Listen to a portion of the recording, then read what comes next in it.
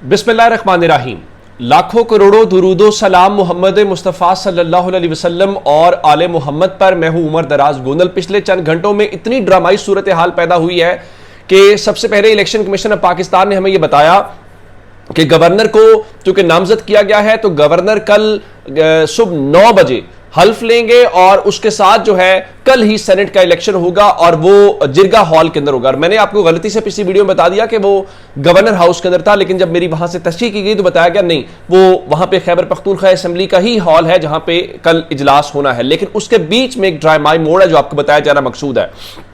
क्या हुआ कि इलेक्शन कमीशन अपनी बात से मुकर गया। इलेक्शन कमीशन जिसने कल यह कहा था कि गवर्नर 9 बजे ओथ लेंगे, चूंकि इनको खतरा था कि ये काम कल की लंबा ना हो जाए तो इसको आज नबेड़ लेना चाहिए ताकि पता चलना चाहिए। तो उसके बाद एक और इलामिया जारी किया गया और इलेक्शन कमीशन ऑफ पाकिस्तान को गालिबन खुद भी पता नहीं था कि आखिर उन्होंने करना क्या है। और जो दूसरा इलामिया जारी किया गया उसमें यह लिखा गया कि मखसूस नशिस्तों पर हल्फ बर्दारी के वक्त का ऐलान गवर्नर हाउस खुद करेगा।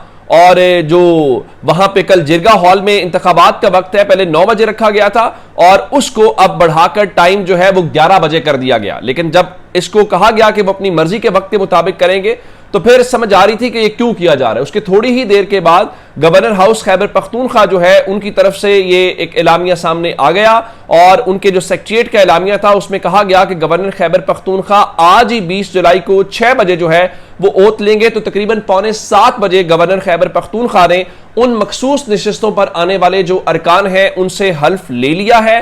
और इस तरह से तारीख में पहली बार ऐसा हुआ है कि अरकान असेंबली जो है उनका ओथ असेंबली के अंदर नहीं लिया गया या स्पीकर ने नहीं लिया, बल्कि गवर्नर हाउस के अंदर गवर्नर ने लिया। और मैंने आपको इस सिलसिले में यह बताया था कि ये एक ऐसा मामला है जो नया है। अब उसके अंदर सूरत हाल सरप्राइज क्या है या हल्फ लेने वालों के लिए प्रॉब्लम अगले चंद घंटों में क्या हो सकती है कि जैसे ही ये सारा कुछ हुआ तो इत्तलात के मुताबिक असेंबली के अंदर एक बड़ी नशिस्त हुई जिसमें स्पीकर समेत बाकी आला ओहदेदारान मौजूद थे। और उसके बाद जब आप आइन की बात करते हैं तो फिर आइन के आर्टिकल 65 को उन्होंने निकाला है और उस 65 के आर्टिकल के हवाले से हमारी इत्तलात के मुताबिक जो खैबर पख्तूनख्वा असेंबली सेक्रेटरीट है उसने गवर्नर हाउस को राब्ता करके कन्वे भी किया है कि भाई आप आइन के आर्टिकल 65 के तहत जो हल्फ है आप नहीं ले सकते। आइन का आर्टिकल जो 65 ये कहता है कि मेंबरान को अपना जो ओथ है वो असेंबली के अंदर ही लेना है। अच्छा, तहरीक इंसाफ क्या करिए वो बाद में बात करते हैं, अभी चूंकि असेंबली का मामला है। आर्टिकल 65 जो पाकिस्तान के कॉन्स्टिट्यूशन का है वो लिखता है oath of members, a person elected to a house shall not sit or vote until he has made before the house oath in form set out in the 3rd schedule। इसमें क्या है कि इसमें वो कह रहे हैं कि भाई एक शख्स जिसने जो किसी हाउस के लिए इलेक्ट होता है वो तब तक ना उस हाउस में बैठेगा ना वोट कर सकेगा जब तक वो उस हाउस के सामने जो आइन के 3rd शेड्यूल के अंदर लिखा गया ओथ है वो नहीं लेता। अब ये है असल सरप्राइज।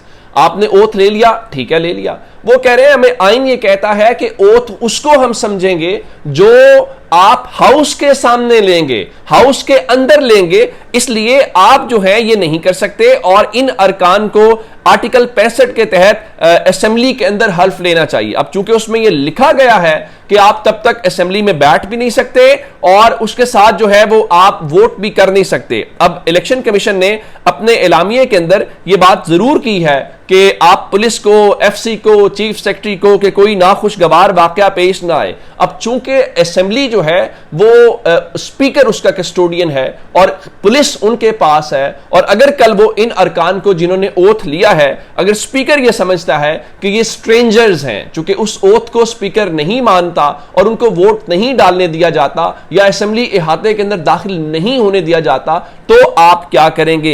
ये है एक नया सिनेरियो जो अब पैदा हुआ है क्योंकि इलेक्शन कमीशन के अपने किरदार के ऊपर बहुत सवाल है। वो सवाल इसलिए है गवर्नर ने जो कुछ किया या पेशावर हाई कोर्ट ने किया, यही बात तैमूर सलीम झगड़ा कह रहे थे कि इलेक्शन कमीशन के हवाले से इनका ये वही इलेक्शन कमीशन है जो 528 दिन होने वाले हैं हैं और हमारी सीटों के ऊपर इलेक्शन जो है वो ट्राइब्यूनल भी शुरू नहीं कर सका, और ये मिनट्स में अदालतों से नोटिफिकेशन ला के आता है कि जो गवर्नर है वो जाली रिजर्व सीट्स वाली औरतों से हल्फ ले, ये उनका रद्द-ए-अमल था। लेकिन पाकिस्तान जो तहरीक इंसाफ है उसने बाज़ाब्ता तौर पर रद्द-ए-अमल दिया है, और वो रद्द-ए-अमल वही है जो गालिबन असेंबली सेक्रेटरीट ने दिया है। पाकिस्तान तहरीक इंसाफ ने कहा जी कि आइन के आर्टिकल 255 के तहत हाई कोर्ट का चीफ जस्टिस किसी शख्स को हल्फ दिलाने के लिए नामजद करने का कोई इंतजामी इख्तियार नहीं रखता।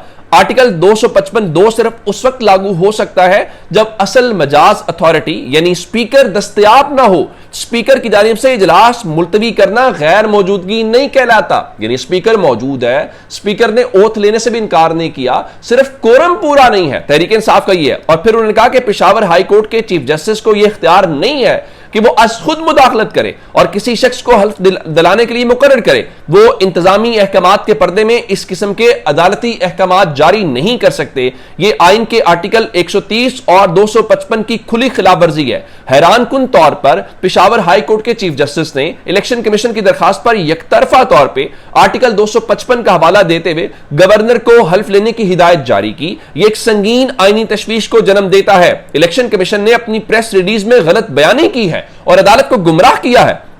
आर्टिकल 130 और 255 के तहत चीफ जस्टिस के पास आईनी तौर पे इख्तियार नहीं है कि वो किसी एमपीएस से हल्फ लेने के लिए नामजद करें। स्पीकर को नजरअंदाज करने का उनके पास ना कोई अदालती ना कोई इंतजामी इख्तियार है। गवर्नर को हिदायत देने के लिए खत लिखना एक वाज़ेह आईनी तजावुज और आर्टिकल 255 का गलत इस्तेमाल है। खत के जरिए अदालती अहकामात जारी नहीं किए जा सकते। अब ये सारी बातें उन्होंने कहा कि खैबर पख्तूनख्वा असेंबली के स्पीकर ने सिर्फ इजलास मुलतवी किया है। यह ना तो गैर मौजूदगी के जिम्मे में आता है और ना ही हल्फ लेने से इनकार है। इजलास के इल्तवा को आर्टिकल 255 के तहत गैर मौजूदगी समझना कानूनी तौर पर बेबुनियाद और आईनी तौर पर गलत है। तो जब तक किसी कानूनी हुक्म के तहत स्पीकर को ना रोका जाए वो अपनी अथॉरिटी बरकरार रखते हैं। हम chief justice Pakistan justice Yahya Afridi साहब से गुजारिश करते हैं कि इस मामले का फौरी तौर पर नोटिस लें और जमहूरी अमल में गैर आईनी अदालती मुदाखलत को रोकने में अपना आईनी किरदार अदा करें। देखिए, तहरीक इंसाफ का जो आर्गूमेंट है वो बिल्कुल जायज है और मैं भी आपको यही कह रहा था कि ये हो नहीं सकता कि आप उनकी मौजूदगी के मुताबिक जो है उसको गैर मौजूदगी तस्वुर कर दें और जो असेंबली सेक्रेटरीट है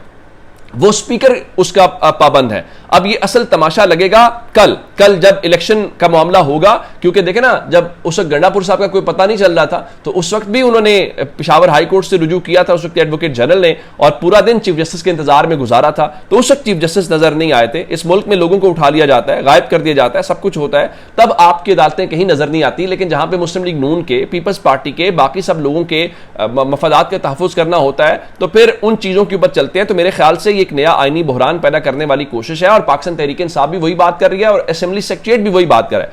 या तो कहा जाए कि स्पीकर ने इनकार कर दिया है कि मैं ओथ नहीं ले रहा और इजलास मुलतवी कर दिया है। एक चीज है कि कोरम पूरा नहीं है, तो कोरम पूरा ना होने के मुतालिक तो आइन कहता है कि अगर कोरम पूरा नहीं है तो असेंबली की कार्रवाई नहीं हो सकती। तो ये एक ऐसी चीज थी मेरे ख्याल से जो एक टर्निंग पॉइंट है और एक सरप्राइज है इसके अंदर। कल अब देखना यह है कि क्या वो इनको वोट डालने देते हैं, क्योंकि आइन का आर्टिकल 65 ये बता रहा है कि ना वो तब तक हाउस के अंदर बैठ सकते हैं और ना ही वो उस हवाले से वोट कर सकते हैं। अगर वो वोट नहीं कर सकते तो वो कल इलेक्शन नहीं होने देंगे, और इसमें इलेक्शन जितना डिले में जाएगा तो इसका मतलब क्या है कि आप जो सीटें काबू करना चाहते हैं वो सीटें काबू नहीं होगी और उसके दौरान बहुत कुछ चेंज हो जाएगा। तो अभी ये गेम खत्म नहीं हुई। कल मेरा ख्याल है एक इंटरेस्टिंग डे है, और अब इंटरेस्टिंग डे में अगर तहरीक इंसाफ भी काजी याहिया अफरीदी से ये तस्वुर कर रही है कि वो गैर आईनी मुदाखलत वो सारा कुछ करेंगे, तो ये सारे का सारा 26वीं आईनी तरमीम के नतीजे में पाकिस्तान के अंदर बिगाड़ पैदा किया गया है। तो वो तो सब उसमें से बेनिफिशरी हैं। अपना बहुत सारा ख्याल रखिएगा। खुदा हाफिज।